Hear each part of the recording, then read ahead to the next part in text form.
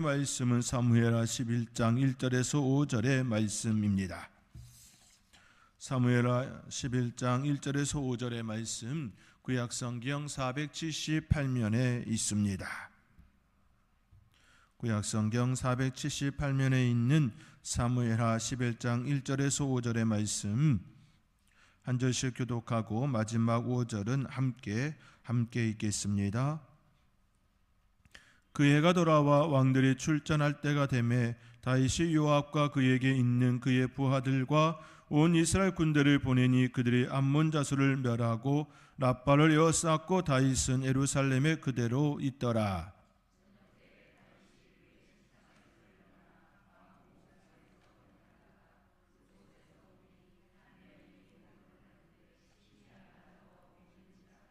다윗이 사람을 보내 그 여인을 알아보게 하였더니 그가 아뢰되 그는 엘리암의 딸이요 햇사람 우리아의 아내 밧세바가 아니니까 하니,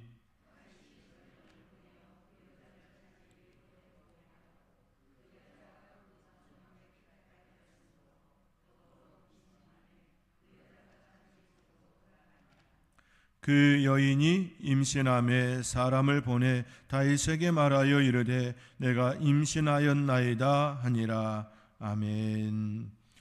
우리의 입술의 고백에 주님 사랑합니다, 주님 늘 주의 은혜입니다 라고 고백하는 그 삶은 참으로 아름다운 삶입니다. 왜냐하면 우리의 입술의 그 고백에 따라 우리의 삶이 늘 좌우되어지고 또 역사되어짐이 나타나기 때문입니다. 왜냐하면 우리 입술의 그 말이 우리 귀가 듣지요. 또 그것이 또 작용하고 또 하나님의 또 은혜가 거기에 담겨지기 때문입니다. 그러므로 우리의 삶의 자리에 늘 우리의 입술에서 나오는 그 말에 대하여 늘 좋은 말, 고운 말, 사람을 살리는 그 말을 하는 저와 여러분의 삶이 되어줄 수 있기를 주님의 이름으로 축원드립니다. 다윗은 목동 시절에 하나님의 부르심을 입습니다. 그가 하나님의 부르심을 입은 이유는 사울 왕이 하나님의 뜻을 따르지 않았기 때문입니다.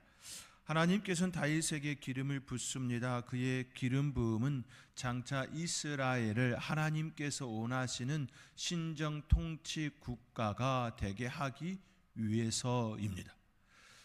신정 통치 국가가 되기 위하여서는 왕부터 하나님을 철저하게 따르는 자가 되어야 하기에 하나님께서는 사울 왕이 하나님의 뜻을 따르지 아니하므로 하나님의 뜻을 따르는 그 한 사람을 일찍이 부르셨습니다. 목동 시절에 기름 부음 받은 다윗은 아버지의 심부름으로 전쟁터에 나가게 됩니다. 그의 형들에게 도시락을 전달해 주기 위해서입니다. 그때 블레셋 장수 골리앗이 하나님을 조롱하고 이스라엘을 모욕하는 그 행위가 일어나고 있었습니다. 그 광경을 다윗이 봅니다. 하나님의 마음으로 그는 골리앗을 이기고 승리를 얻습니다. 우리가 너무나도 잘 알고 있는 것처럼 다윗은 그가 그의 체구가 또 그가 할 수 있는 그 방법으로 나아감이 되었습니다. 골리앗은 칼과 창으로 나왔지만 다윗은 물맷돌로 나왔습니다. 지금 시도로 이해하기하면 골리앗은 근접점 가까이 싸우는 방식으로 나왔지만 다윗은 가까이 붙어서 싸우는 방식이 아닌 멀리서 떨어져서 싸우는 그 방법으로 나왔습니다.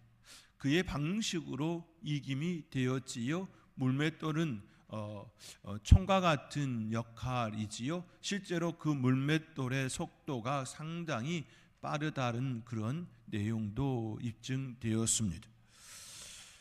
그는 이제 장수로서의 삶이 갑작스럽게 일어남이 되었습니다. 전혀 본인의 계획과 뜻이 아니었습니다. 기름 부음 받음도 장수의 삶도 그가 계획하고 바라는 그 모습이 아니었습니다. 그 모든 과정이 하나님의 인도하심 속에 이루어짐을 보게 됩니다. 사울 왕으로부터 쫓김을 당하는 중에도 여전히 하나님께서는 그와 함께 하심이 되었습니다. 그리고 사울 왕이 죽고 유다의 왕이 되고 그리고 시간이 흘러 온 이스라엘의 왕이 되었습니다. 그 모든 과정은 하나님의 인도하심, 돌보심, 지키심이었습니다. 다윗이 처음부터 왕의 자질을 갖고 태어난 것이 아니었습니다. 그는 목자의 아들이었습니다. 그것도 막내 아들이었습니다. 그의 위에 형들이 7명이나 있었습니다. 사무엘이 2세의 집, 그의 아버지의 집에 왔을 때에 그의 아버지는 다윗을 그 자리에 있게 하지 않았습니다. 아버지 2세의 눈으로 볼 때에 장자면 충분하다라는 생각을 하였지요. 또 혹 장자가 아니라면 차자나 세 번째 정도면 될 것이라 여겼기에 막내인 다윗을 그 자리에 있게 하지도 않았습니다. 아버지의 가문이 왕의 가문도 아니고 그렇다고 이스라엘을 대변할 큰 가문도 아니었습니다. 형들처럼 다윗이 체격이 좋고 웅장한 모습도 아니었습니다. 실제 그가 골리앗과 싸움을 나갈 때에 사울 왕이 그에게 갑옷을 주었을 때에 그 갑옷이 얼마나 큰지 그가 갑옷을 입지 않고 나가는 모습이 되었지요. 그만큼 엄청난 그 체구가 크지 않은 그런 모습이었습니다. 그러한 그를 하나님께서는 택하시고 기름 부으시고 여러 가정을 통하여 훈련하셔서 이스라엘의 왕이 되게 하셨습니다. 왕이 되게 하셨다라는 말이 딱 어울리는 말입니다. 왕이 된 후에도 하나님의 돌보심과 인도하심은 충만하였습니다. 그가 가는 곳마다 승리가 일어났습니다. 하나님의 영광이 드러나는 역사가 되었습니다. 참 평안함이 그 땅에 일어났습니다. 하나님께서 원하시는 신정국가로서의 왕 그 직무를 감당함이 되었습니다. 그러한 그가 오늘 본문은 전혀 다른 이야기, 다른 사건으로 일어납니다. 자기의 마음을 제어하지 못하고 남의 아내를 취하는 범죄를 행합니다. 그가 하나님 앞에서 범죄한 이 사건을 성경의 기자는 낱낱이 세세하게 고발합니다. 오늘 본문 1절에는 다윗이 범죄한 그때의 배경을 설명합니다. 즉 다윗은 우기인 겨울이 지나고 건기인 봄이 돌아와 각국의 왕들이 출전할 때가 되었습니다. 친히 군사들을 이끌고 전쟁터에 나가 군사들을 지휘해야 하는 그때였습니다. 그러나 다윗은 전장에 나가지 않고 군 지휘관인 요압에게 온 이스라엘을 맡김이 되었습니다. 그간의 거듭된 승리와 두 번에 걸친 암몬 아람 연합군과의 승리에 도취된 나머지 군대 장관 요압에게 군대를 맡기고 다윗은 예루살렘에 머물렀습니다. 전쟁터에 나가 왕으로서의 위엄을 드러내고 군사들에게 사기 증작을 시켜야 할 그 왕이 지금 그 전쟁터가 아닌 예루살렘 그 궁에 머물고 있다라고 성경의 기자는 설명합니다. 성경의 기자는 다윗의 범죄의 그 사건의 시작은, 그 발달은 그가 있어야 할 곳이 아닌 다른 곳에 있음으로 시작되었다라고 이와 같이 고발하고 있습니다. 있어야 할 자리가 아닌 다른 자리에 있음으로 인하여 그 일이 시작되었다라는 고발이지요. 우리는 영적 군사입니다. 영적 군사가 있어야 할 자리는 전쟁터이지요. 군인이 있어야 할 자리는 전쟁터입니다.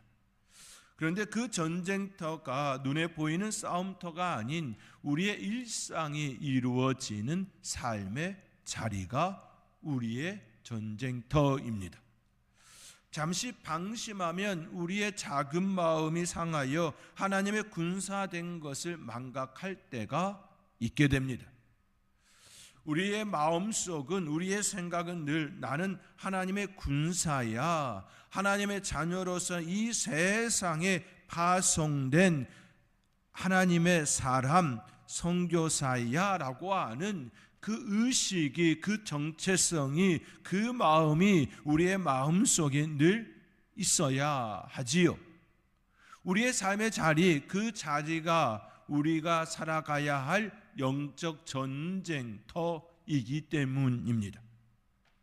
잠시 방심하면 우리의 작은 마음이 상하여 내가 하나님의 자녀된 이 땅에 보내어진 선교사로서의 하나님의 군사라는 것을 망각하게 되는 것이지요.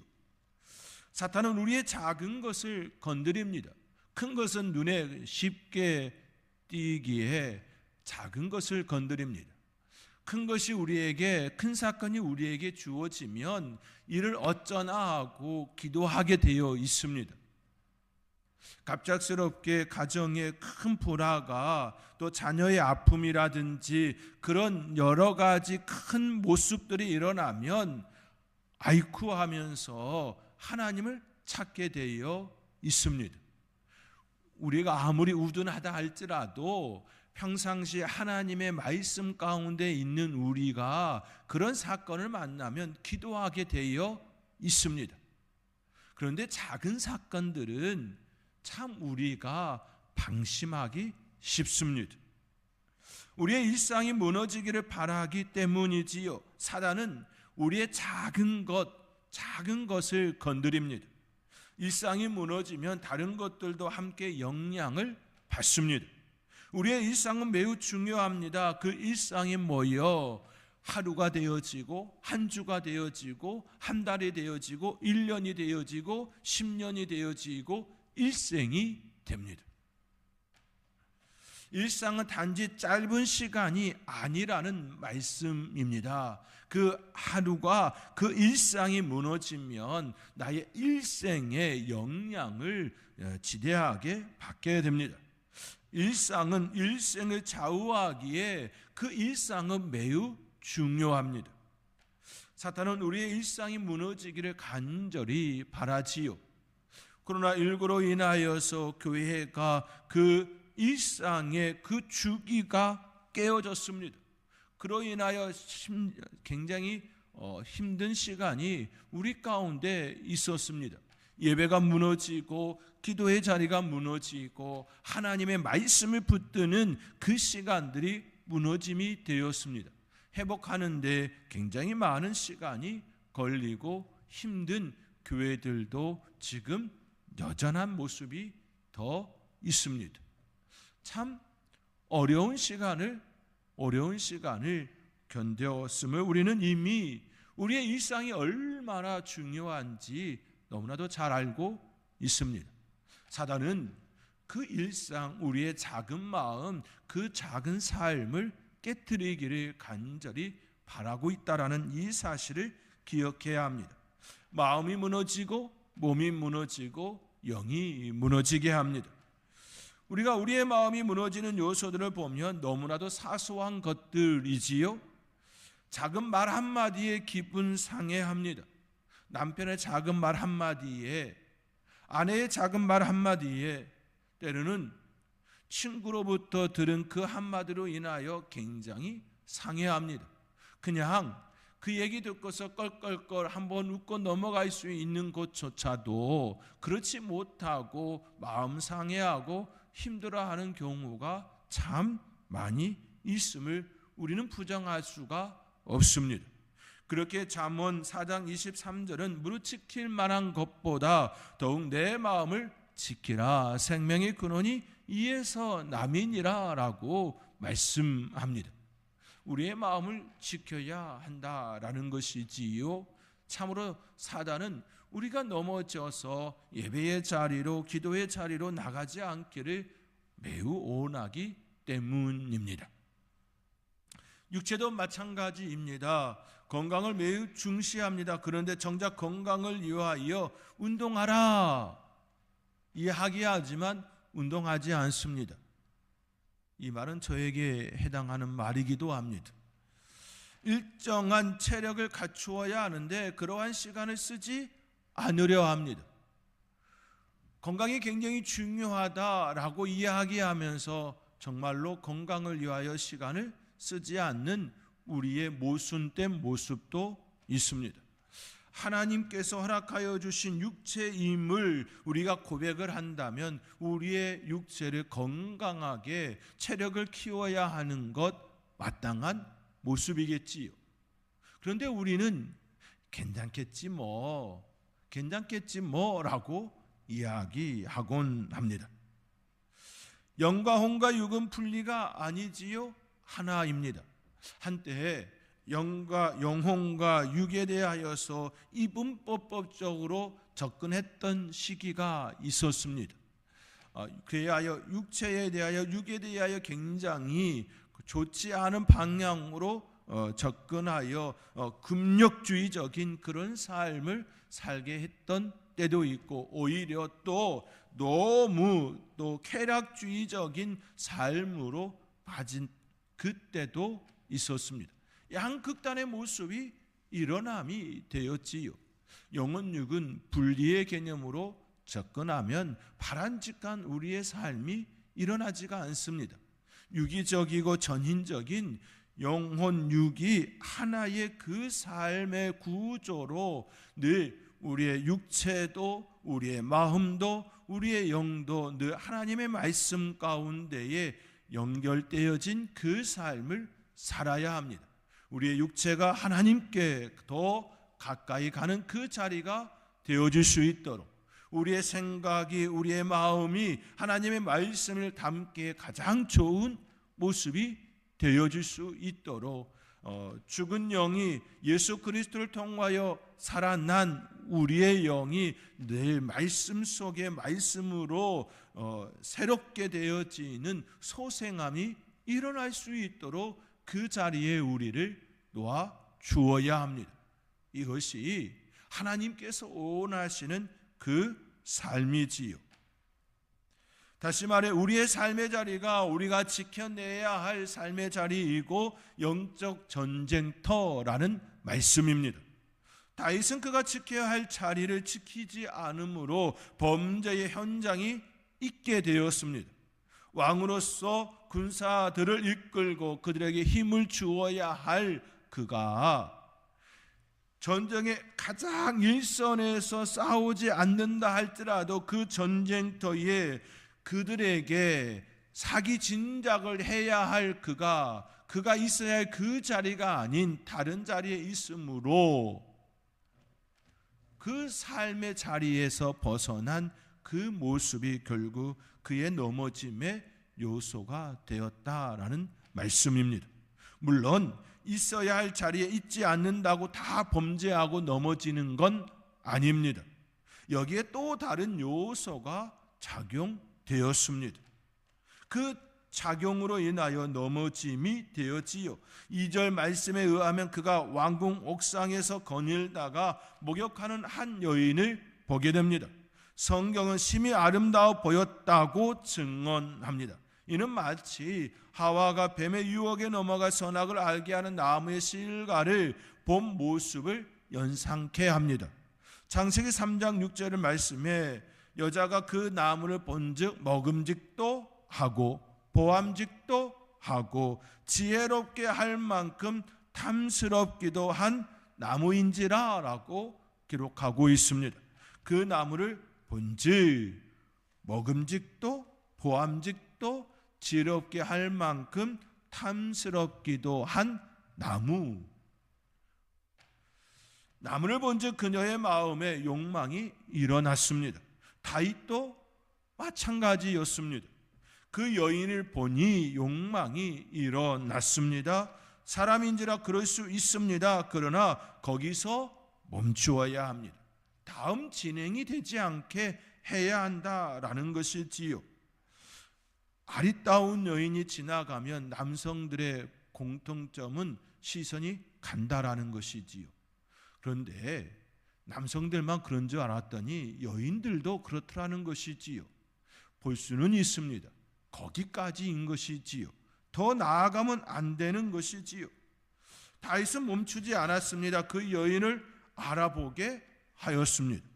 오늘 본문 3절의 말씀입니다. 우리 함께 오늘 본문 3절의 말씀 우리 함께 읽겠습니다. 다윗이 사람을 보내 그 여인을 알아보게 하였더니 그가 아뢰되 그는 엘리암의 딸이요 햇사람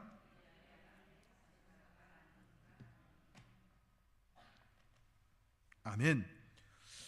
다윗의 잘못은 사람을 보내 그 여인을 알아보게 하였다는 데 있습니다. 사람을 보내고 알아보게 하였다는 것은 의지적인 표현이지요. 자기 안에 있는 그 욕망을 밖으로 끄집어내는 그 행위라는 말입니다. 사람을 보내, 여기에 표현된 보내의 히브리어 원형은 살라흐입니다. 살라흐. 이 살라흐는 앞선 1절에서 다윗이 온 이스라엘 군대를 보내니라고 하는 그 보낸다라고 하는 그 동사와 동의어입니다. 같은 동사입니다.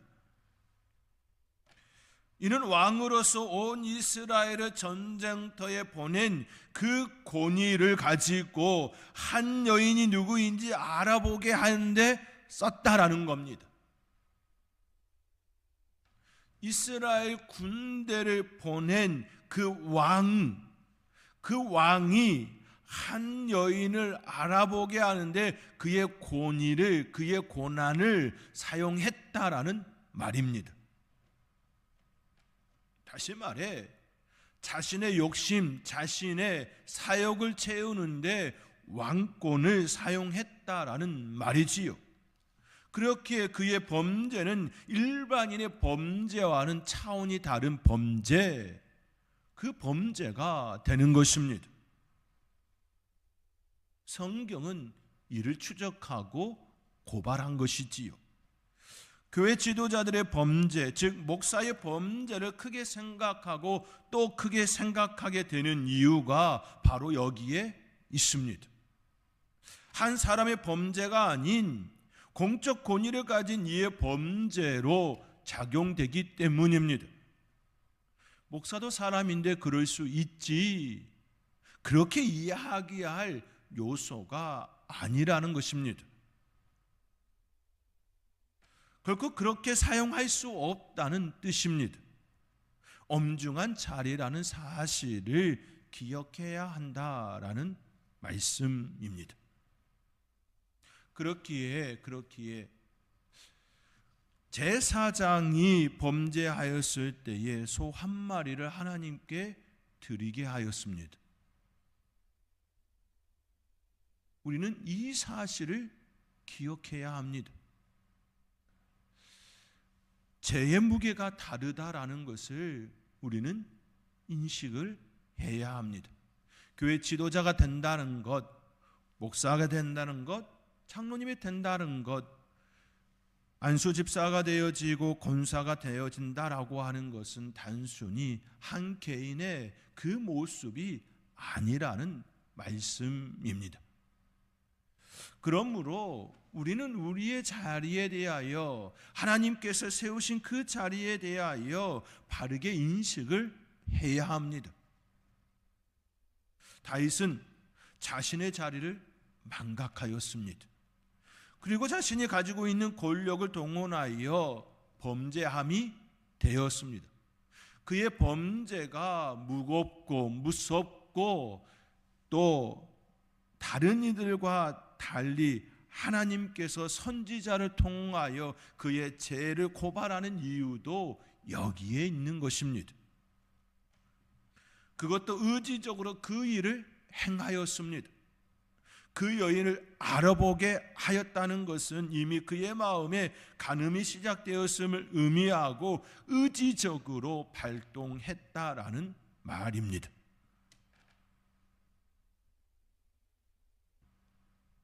그러므로 우리는 우리의 자리가 어떤 자리인지 늘 인식하며 살아야 합니다. 우리는 하나님의 자녀입니다. 그리스도인입니다.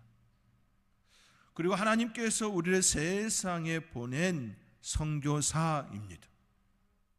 나의 정체성은 인지하고 매사에 조심을 해야 합니다. 그렇지 않으면 언제든지 우리들도 넘어질 수 있습니다. 우리 모두는 연약한 존재들입니다. 늘 하나님께 은혜를 구하며 살아가는 삶의 지혜가 필요합니다. 늘 성령님, 나의 삶에 간섭하여 주셔서 나를 이끌어 주셔서 범죄의 현장에 있지 않게 하여 주옵소서라고 늘 기도해야 합니다. 저와 여러분의 삶의 자리가 늘 기도의 자리, 늘 하나님의 말씀에 붙들고 살아가는 그 자리가 되어지기를 주님의 이름으로 권면드립니다. 다윗은 자신이 가지고 있는 왕권을 개인의 욕심, 개인의 호기심을 채우는데 사용합니다. 그리고 그것은 자신을 넘어뜨리는 요소가 되었습니다. 사람을 보내 그 여인이 누구인지 알아보게 하였을 때 그 여인은 엘리암의 딸이요 우리아의 아내였습니다. 성경은 그녀에 대해 엘리암의 딸이요 햇사람 우리아의 아내 밧세바라고 소개하지요.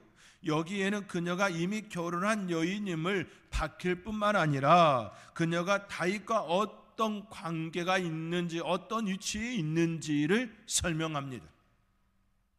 밧세바는 엘리암의 딸입니다. 엘리암은 아히도벨의 아들입니다. 그리고 아히도벨은 길롯 사람으로서 다윗의 모사였습니다.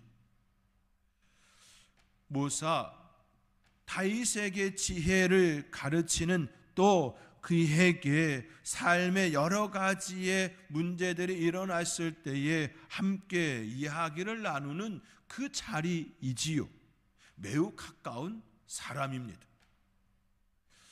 아히도벨은 다윗의 측근이라는 말입니다. 그 손녀를 범함이 되었습니다. 범죄는 멀리 있는 사람과 일어나지 않습니다. 모르는 사람과도 일어나지 않습니다. 가까운 사람들 사이에 일어납니다. 배신도 배반도 멀리 있는 사람으로부터 일어나는 것이 아니라 가까운 사람으로부터 당하는 것이지요. 가까운 사람일수록 그러므로 예절을 지켜야 합니다. 늘 넘어지기 쉬운 상대가 되어지기 때문입니다. 나도 넘어질 수 있고 그도 넘어질 수 있기 때문이지요. 특히나 우리아는 다윗의 37용사 중에 한 사람이었습니다. 다윗의 37용사라고 한다면 아주 가까이에 있는 사람이지요. 출중한 인물이라는 것이지요. 늘 함께 싸우는 동료였다라는 말이기도 합니다. 그 사람의 아내를 범함이 되었습니다. 가깝고 신뢰가 있는 사람에게 범한 죄였습니다. 지켜주어야 할 사람을 지켜주지 않는 범죄가 되었습니다. 우리의 삶의 자리에서도 늘 이와 같은 일이 일어나지 않는다 장담할 수 없습니다. 그렇게 우리들도 늘 주의해야 합니다. 날마다 하나님의 말씀이 내 삶의 중심이 될 수 있도록 하나님께 나 자신을 내어줌이 되어야 합니다. 그렇지 않으면 우리들도 넘어지고 부서지고 깨질 수 있습니다. 사랑하는 성도 여러분, 다윗은 하나님의 은혜를 입은 사람입니다. 그러나 그의 넘어짐은 순식간에 이루어졌습니다. 그가 있어야 할 자리에 있지 않음으로부터 그의 범죄는 시작됨이 일어났습니다. 쓰지 말아야 할 고난을 사용함으로 일어남이 되었습니다. 하나님께서 우리에게 주신 그 고난, 그것은 철저히 하나님을 위해 사용을 해야 합니다. 왕의 고난을 남용한 자가 되어 그 고난으로 범죄자가 되었습니다. 지켜야 할 사람을 지키지 않는 자가 되었습니다. 우리가 다윗을 탓하기에 앞서 먼저 우리의 삶을 점검해야 합니다. 그리고 나는 늘 하나님께서 원하시는 그 삶의 자리에 있는지, 그리고 내가 써야 할 고난을 바르게 쓰고 있는지, 그리고 가까이에 있는 사람을 진정으로 아끼고 사랑하고 있는지 우리의 삶을 점검해야 합니다.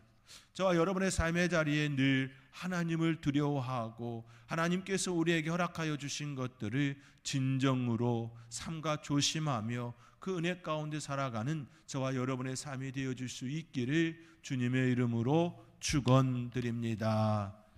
기도하겠습니다. 사랑의 하나님, 다윗의 범죄를 또 봅니다. 그 범죄로 인하여 또 하나님께 책망을 받는 그 모습 또한 보게 됩니다. 하나님, 우리의 삶의 자리에 또 악함이 또 범죄의 자리가 되어지지 않기를 소망하며 기도합니다. 하나님, 우리의 삶을 늘 붙들어 주셔서 주님께서 우리를 지키시는 그 자리에 그 은혜가 있게 하여 주시옵소서. 이 모든 것 감사하옵고 예수님의 이름으로 기도하옵나이다. 아멘.